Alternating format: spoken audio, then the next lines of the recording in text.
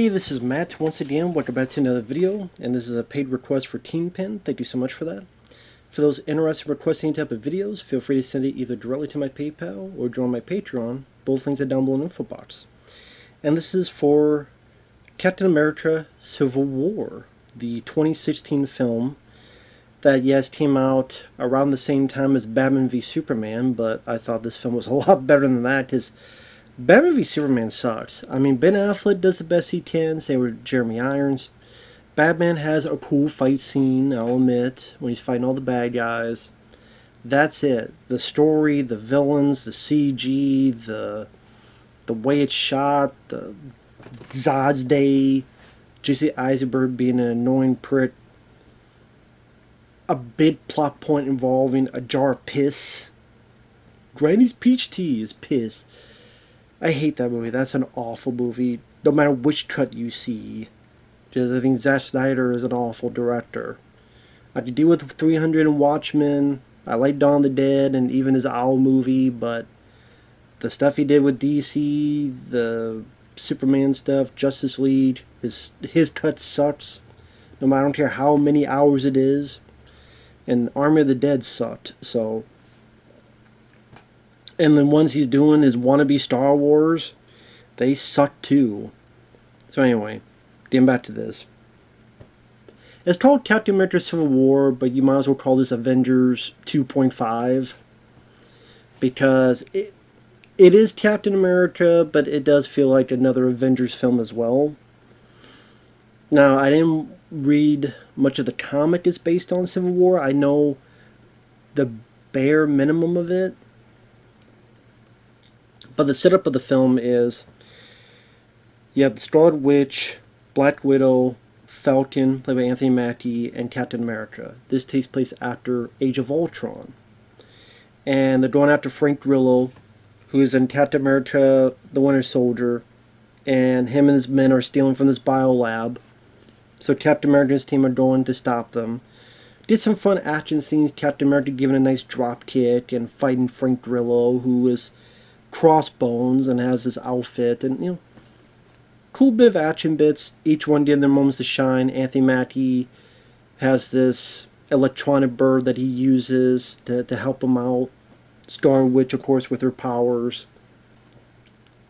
They each get their moments to shine. You have some good explosive stunt work, like when Captain America's running from all these explosions when he's inside a building. Well, one thing leads to another. Frank Grillo tries to blow himself up and blow Captain America up. Scarlet Witch is stopping it, but I guess it gets out of her control. Zip, and it goes into a building and blows the side of a building up. That sadly kills some innocent people. And it's getting to the notion of collateral damage. Now, they will never admit this, but I would bet money that is because of Man of Steel. Remember Man of Steel?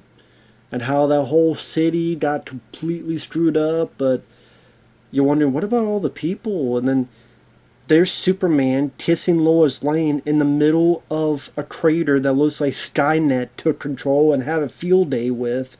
But Superman is not trying to look for people or find people. He's out there kissing Lois Lane. But and then in Batman v Superman, oh yeah, most of the city was evacuated.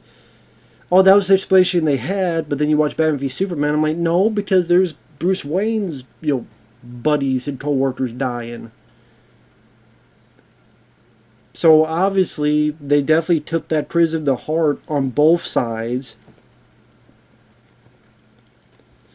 So Batman v Superman, the Man of Steel business, the collateral damage, that's why Bruce Wayne is so pissed off at Superman. And then here, with what happened in New York and Sokovia in Ultron. And sadly, there was collateral damage, and people died. So it elicits this response of the Sokovia Accords, where the UN will control the team. Captain America is against this because, as he puts it, it'll be run by people with agendas, and agendas change. I'm like, yeah, the UN is pretty much Disney and their agendas. And agendas do change. Well, Tony Stark, who's definitely have a lot of guilt because Ultron became sentient because of him. A lot of it is his fault. And some woman, after this speech he does, where you see a very young Robert Downey Jr. with pretty decent effects for his time to showcase the younger version of him, and some woman comes up, and granted, with the way Tony Stark's luck has been, I'd be worried that she was a supervillain or had a gun to try to shoot me, but it's just there to go, don't make you feel guilty.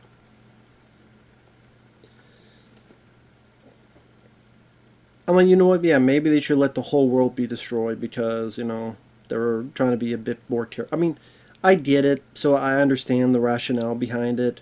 It does create a bit of an intrigue, a bit of a talking discussion of whose side are you on. And depending on who you ask, people have different opinions. Some people are on Captain America's side, if you ask them. Some people are on Iron Man, Tony Stark's side. And again, depending on who you ask, it's interesting they have a different viewpoint. They have a different perception of who they think is in the right.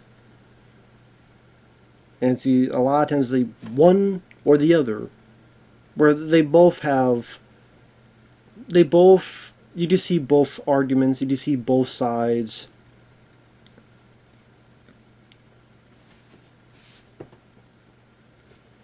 I still go more towards Captain America's side. That's my take on it because, again, like Cap says, there's going to be people run by agendas, and agendas change. It's like S.H.I.E.L.D., but then S.H.I.E.L.D. got corrupted. The UN could be corrupted as well. Everybody could be corrupted. And as Cap puts it, what if we're sent to somewhere, but we need to be over here, or we need to be over there, but they tell us no, because they have possibly some kind of agenda, whether it be money, whether it be greed, whether it be something else. And sadly, no matter what, now that you're in the world of superheroes and supervillains, it's up to them to be as careful as they can. And sadly, sometimes that's unavoidable. And that's more the supervillain's fault.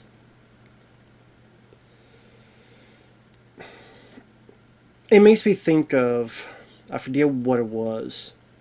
There was a school shooting going on, and I apologize for making this more serious, but I forgot when this was. It wasn't too long ago. There was a school shooting, and as people were being picked off, you had like a SWAT team, cops outside, but they didn't go in because they were listening to the higher ups, saying don't do this, don't do this, don't do this. When even some of them are like, no, let's go in and take this guy out, and we're going to be able to save more people. But other people had difference of opinion higher up. They were too afraid about certain things, and then, things happen.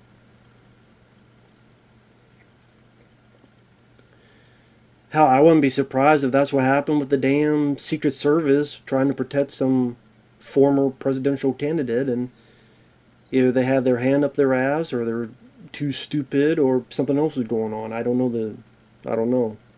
But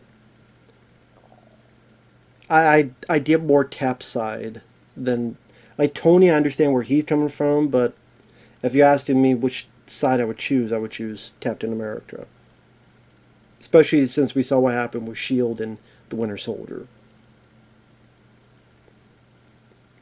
But it does give a bit of interesting conversation. Peggy passes away, and there's a nice scene between him and Black Widow where Scarlett Johansson says, well, I just didn't want you to be alone. So you definitely did a nice bit of their friendship. The Sally, we never saw a finale to that, because the way she dies and how she dies, and Captain America's nowhere to be found with that, and again, we never got a finality for that friendship, and that's one of the many things I don't like about Endgame. Many things about that. What did that happen in Infinity War? Did that happen in Infinity War? Was it Endgame? I want to say it was Endgame. Yeah, because they had to get the stones. Either way, it was stupid. Either way, completely stupid, in my opinion.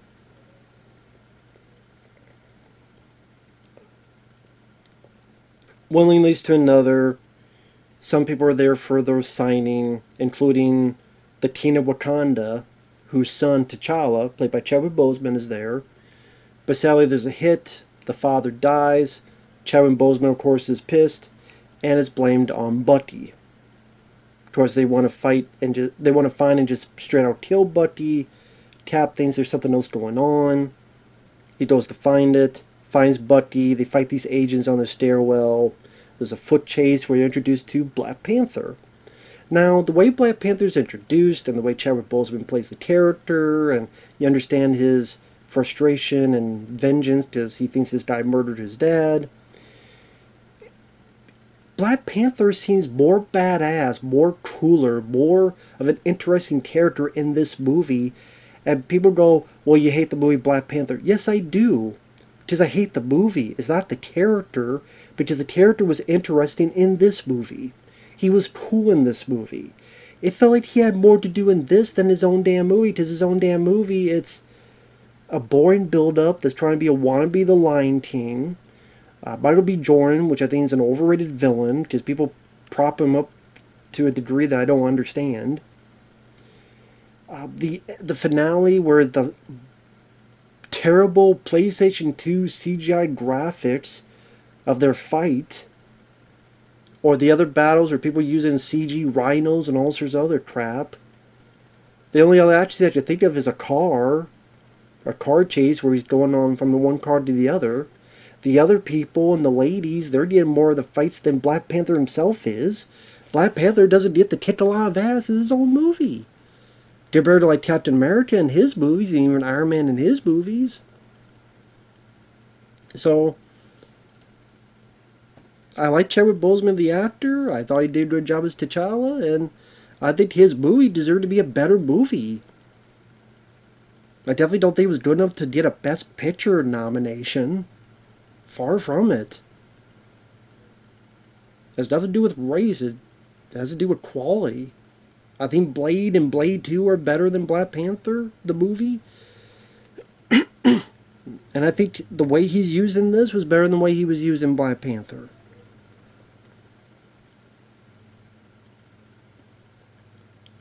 So you get this foot chase, which I thought was fairly well handled by the Russo brothers, who come back and who had done Captain America the Winter Soldier. I do like the back and forth between Steve Rogers and Tony Stark, where Tony's like, sometimes I want to punch you in your perfect teeth. I thought Chris Evans and Robert Downey Jr. played off each other fairly well, where you get a sense that they have this friendship that was in the Avengers and the Avengers 2. You definitely saw more of that in Age of Ultron than anything. One of the many reasons why I liked that film quite a bit. Now, granted, when it got to the end and he's like, well, Bucky's my friend, and he's like, I was too. I'm like, well, there's a difference, Tony. Bucky's a friend that he knew all of his childhood, and then finally you saw him die back in the day, and has known him for quite a few years, ever since, childhood. For you, again, Avengers 1, you guys were kind of arguing with each other. Avengers 2, you got to know each other a bit better. But really, it's only that one movie you really get a sense of any hint of a friendship. So it's like, it doesn't seem like the same. So, I mean, But I get what they were going for, to be fair.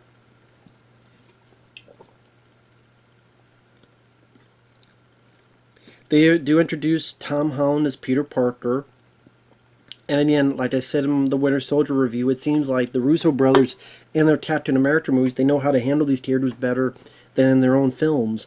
Like Black Widow, I thought was used better in Winter Soldier and here compared to her movie. Nick Fury seemed more of a badass in Winter Soldier than he's been in other movies. Black Panther was better here than in his own movie. Spider-Man, I thought was more fun, and plus didn't have the Iron Boy bullshit. At least now whole compared to what he has later on.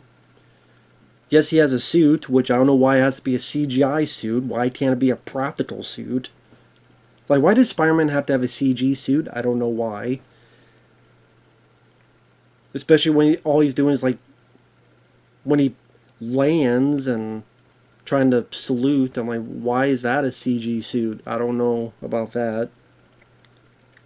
But his banter, the way he's being nervous, and I'm, awestruck of Tony Stark. I thought it was cute. That only needed to be one film, not to be Iron Boy Jr., which they started doing that at Homecoming, which I wasn't big on.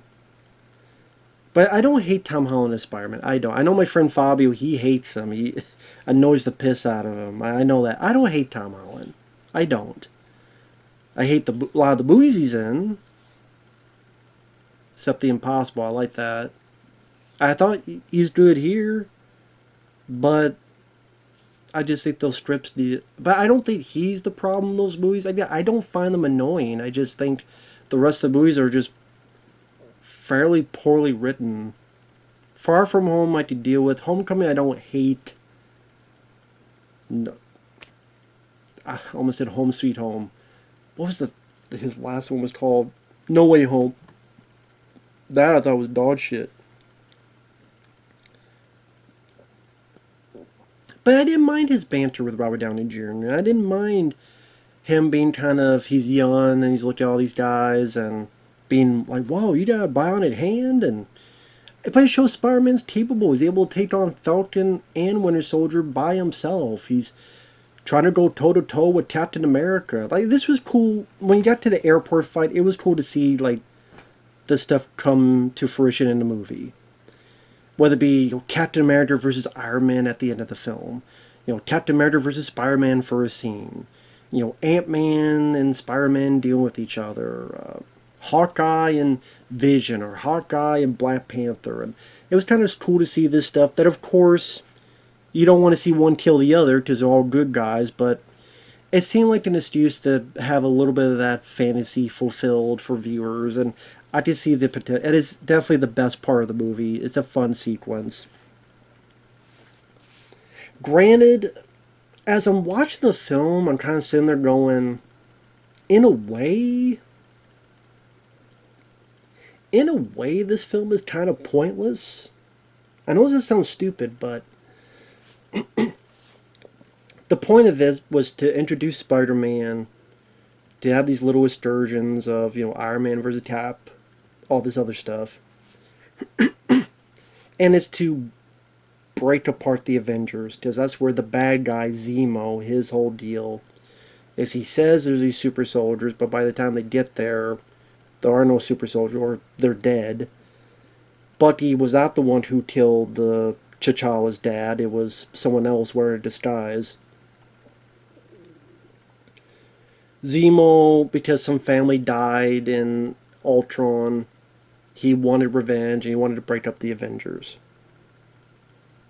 But even then, when you look at the retrospect of where things have gone with this franchise,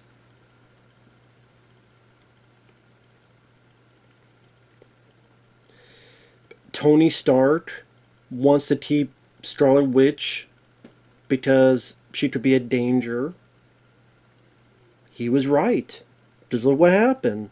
Scarlet Witch became some psycho bitch who murdered a version of Mr. Fantastic, a version of Charles Xavier, a version of all these other characters, and murdered a good chunk of people. She became a villain.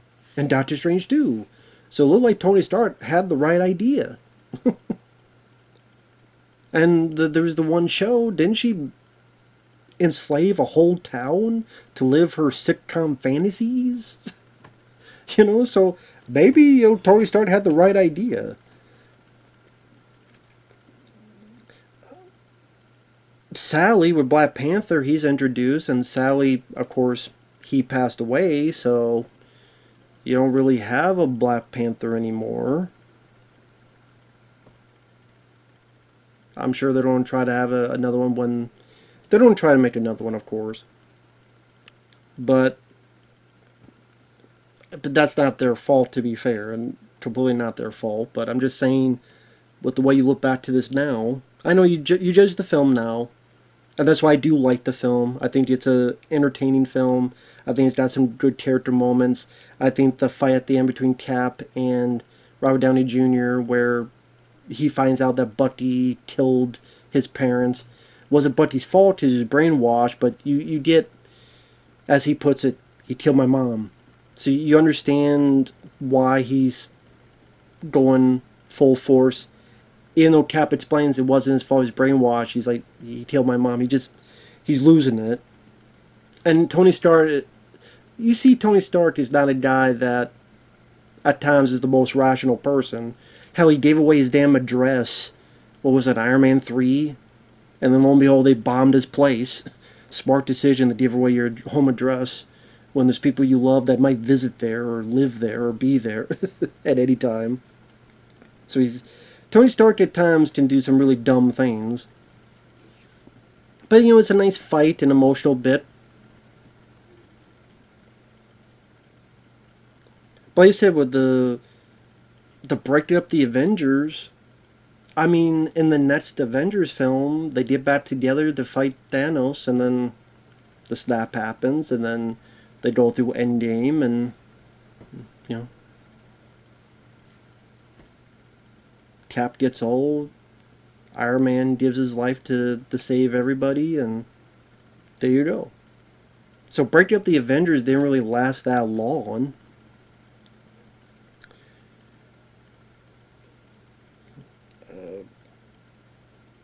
Trying to think what else. Vision has been what are they even doing with Vision? Now that I think about it, what are they doing with Vision? Pretty weird that they build this stuff up between this love story between him and Scarlet, which they do a little bit of that, I believe, in WandaVision, but he's nowhere to be found in Doctor Strange 2. You think, oh, she is the killing people. She's the main villain. Who's someone that could help? Maybe Vision. I know it's crazy, right? But nowhere to be found.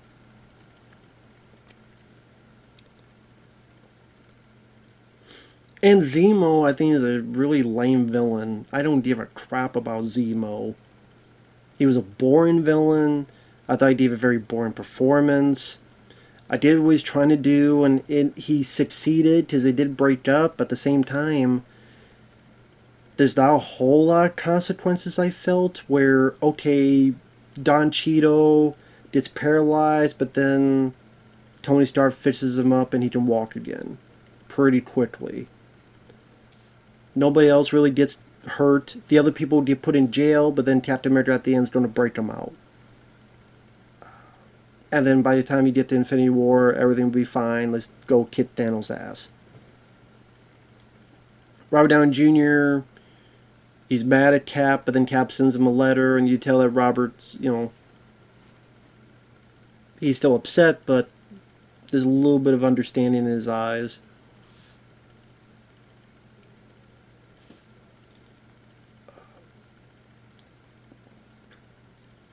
Bucky, I mean, I guess by Endgame, he's out there shooting bad guys and stuff, and he's fine. So in the long run, it doesn't seem like I felt a lot of repercussions from this movie, considering what they did afterward. But as a standalone film, I'm still entertained by the cast, the characters, seeing all these people put together, like Ant-Man being put in there. I've shaken Captain America's hand too long. He was funny. Paul Rudd, I thought, was entertaining there. Seeing Giant Man in more of his glory, and just the way he reacts, whoa, look at this, and Spider-Man going, holy shit. That guy laughed out of me. Them doing the Empire Strikes Back to take Giant Man down. I did like the character moment in Black Widow where she's confronting Steve Rogers, but then shoots at Black Panther because she trusts Steve because of the friendship they garnered in Winter Soldier and that amount of trust. I like that they didn't forget about that. So I like the little character moments between Robert Downey Jr. and Tom Holland and Captain America and Scarlett Johansson. I didn't like the funeral earlier. I didn't want him to be alone. So there's some nice character moments splattered throughout. There's some fun action sequences, good introductions of Black Panther and Spider-Man. I did the fight where Bucky and Cap are fighting Iron Man. Some nice, good wide shots where they're each getting their moments to shine.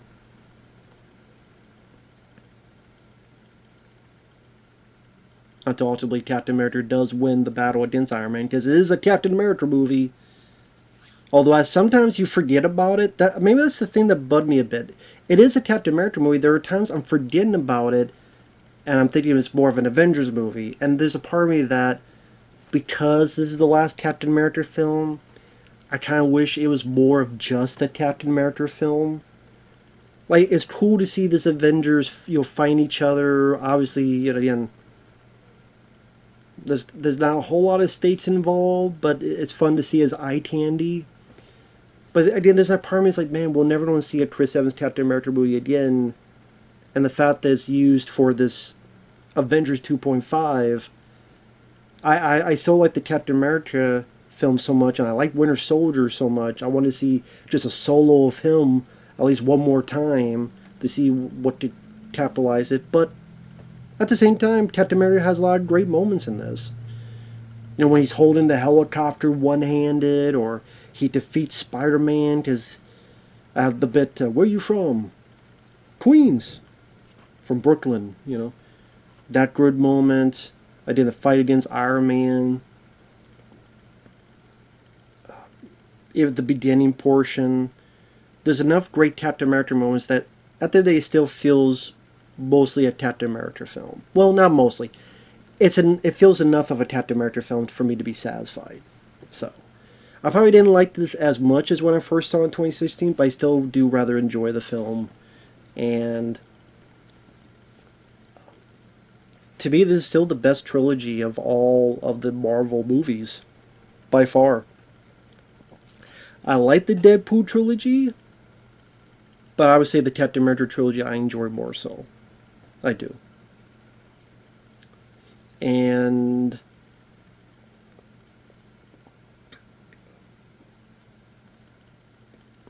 trying to think. Like I said, the villain sucks. I don't give a shit about the villain, Zemo.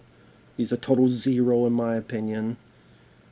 One of the most boring villains in the whole regime. I know people, oh, but his plan. I don't care. His character, his acting, his motivation, I get it, but it was just so damn boring to me.